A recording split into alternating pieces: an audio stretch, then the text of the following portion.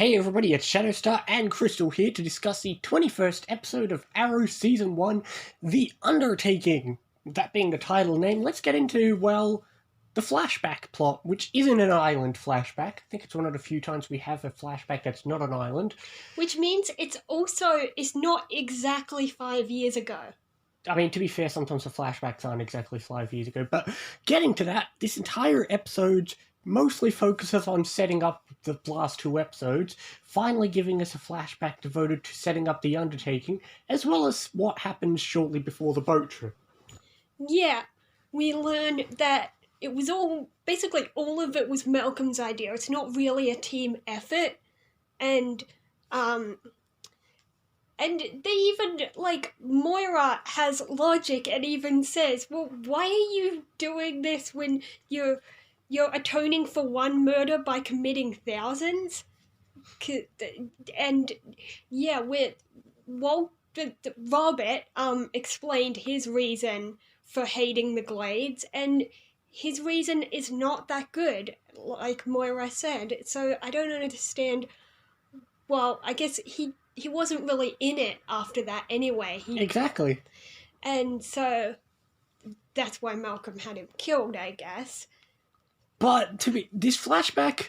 I mean, I hate Malcolm's reasoning too. I mean, yes, we do get a moment where he opens up to Robert and explains how he felt when Rebecca died. Okay, that moment is a continuity error for later.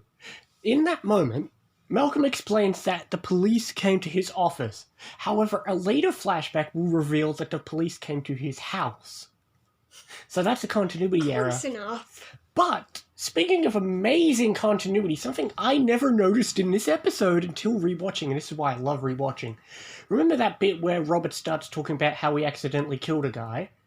That comes up way later in Season 5. Oh, cool. I know! I was rewatching that, and when he started talking, it's like, oh my god, that's so clever. I never knew that was referenced all the way back then. Yeah.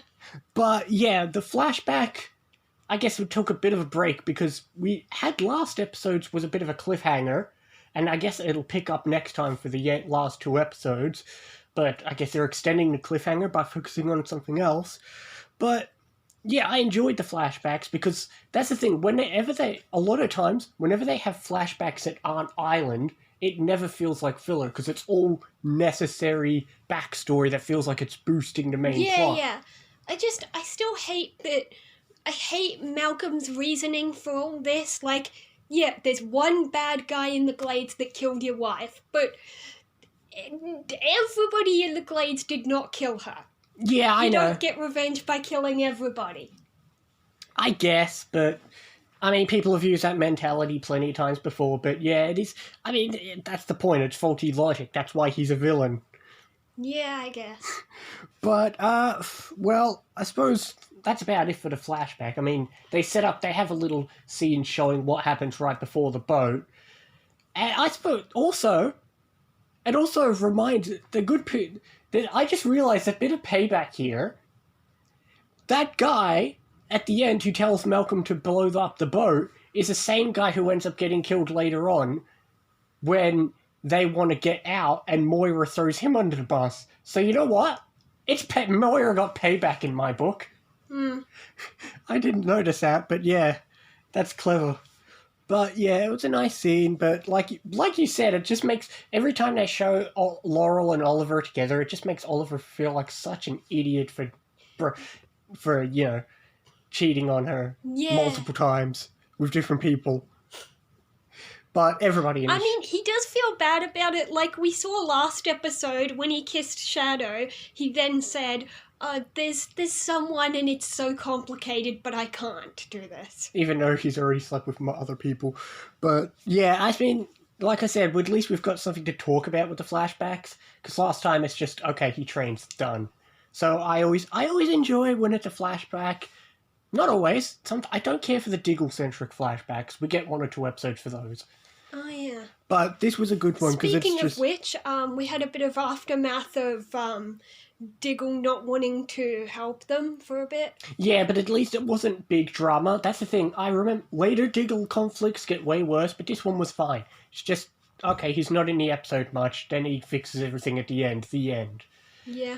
he got a nice scene with Felicity, then Oliver comes. Yeah, I liked Felicity getting out into the action, and Yeah, we'll she move had on some to that. scary moments. Yeah, this is one of the few. Every so often we'll get a Felicity episode where she's actually in the mission, and this is Yeah, one of like them. she had that worry of how do I know he's going to give me a warning and not just kill me? And Yeah, then, see, when the guy found the earpiece, he was like, "Well, you've got a partner," so, and he did point a gun at her. yeah. This is every so often Felicity's in a mission. I think, to be fair, I think her first episode when she joined, she was in a mission because that was the one where she got the bomb on her neck. Yeah, and whenever she is in a mission, it always feels like she always just ends up needing saving. Yeah, this is. I guess that's all the more reason why they keep it behind the scenes. Yeah. I mean, well, to be fair, Felicity's not a fighter. Although earlier at one point we saw Diggle trying to train her, so she I don't does. think that it wasn't so much training; it was just basic self-defense. There's a difference. Yeah, exactly. Yeah, I always enjoy those scenes with Felicity, but yeah, Yeah, she does need to learn some self-defense. So if she does get in danger, she won't just stand there.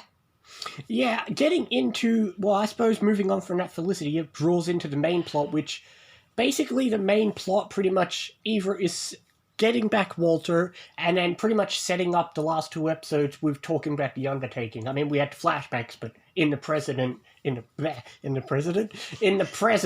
the Undertaking is basically ready. Yeah, yeah. But yeah, so that's the thing. I can't think of much bad to say about this episode because it also felt like it went by very fast. Like because it didn't feel like an action-packed episode. I mean, sure he saves Walter, but that's about it. Yeah. It feels like it went by so fast because it's just a lot of. It's kind of like usually the second or third last episode is just okay. We've got to really just build up the playing field for those last two episodes. So yeah, I mean, okay, we did continue on with the Tommy and Laurel stuff from last time. Yeah, yeah. It wasn't as bad as what I remember next episode being, but it was still annoying. But it also didn't drag on, so I'm not going to fuss about it too much. Yeah, we really just got, Laurel said to Oliver, "Oh, I spoke to him and he says I belong with you," and blah, blah, blah. Yeah, but yeah, okay, but exactly, it didn't go on too much, so I'm not going to let it weigh down my opinion, because you know what? Compared to the last few episodes, when we had the Huntress and then last episode, I actually really enjoyed this episode, which was good. It was, despite the last episode feeling like it was going to set up drama, this episode just kind of diffused it and didn't make a fuss over it. Yeah, I like that. I'm so glad they did that, and I'm really excited because we're finally up to the last two episodes. There was nothing bad about this episode, but I don't want to rate it too high because there wasn't anything amazing to enjoy either. You know what? You're kind of right. Like, I'm excited, but it's not this episode's doing. It's more just... That's the thing about build-up is, especially if you've seen it before, you get excited, but then you're like, hang on, I'm excited because I know what's coming, not what was in the episode. It's more just, okay, we're just setting the playing field, which is fine. The episode has to do its job, and it did it fine. There was nothing wrong with the episode. Yeah. But you're going to hate me for saying this again, but I'll probably just go 6. I know you say it's my go-to, but I don't want to go too high, but it does its job. That's all it Exactly. does. This episode is supposed to set up the last two episodes, because the last two episodes I remember being great. I hope they are. I hope I still remember them being... Sometimes I remember only bad. That's the thing. I don't usually remember mixed opinions. It's like I remember bad or good, and I'm like, oh, I forgot about all this bit in the middle. But... So, you're saying sick. I'm probably going to rate it a 7.5. It was a good episode. There's not much bad about it other than some small Laurel stuff, but that was to the side, quick, out of the way. You barely remember it was there. And you know what? It's build up and I'm excited. And if the episode is supposed to be build up and you're excited, then the episode succeeded. It's like saying if you've got an episode with a cliffhanger and you're waiting for next time, then the cliffhanger succeeded. So, yeah, we're all waiting for the next two episodes. The last two episodes. It's exciting. Yeah, it's gone so fast. I know, I can't believe we're already through the first season, basically. Yeah. Can you believe that? 21 episodes in. Wow. The time flies so fast. Yeah. We're almost up to season 2. My favourite Arrow season. Let's see if I still say that. We'll see. But, yeah, I suppose that's it. Next time we have the second last episode, the penultimate episode of the season. What is next one called? Darkness on the Edge of Town. Okay. Sounds foreboding, but doesn't really tell us anything. No, it sounds like a Mario 64 level. It does, actually. Maybe just because I've been playing it a lot, but yeah. Darkness on the Edge of Town. Well, you say 6, I say 7.5, and next time we see you for the penultimate episode of Season 1. See you next time. Like, comment, subscribe, do the good things, and we'll see you next time. Do the good things.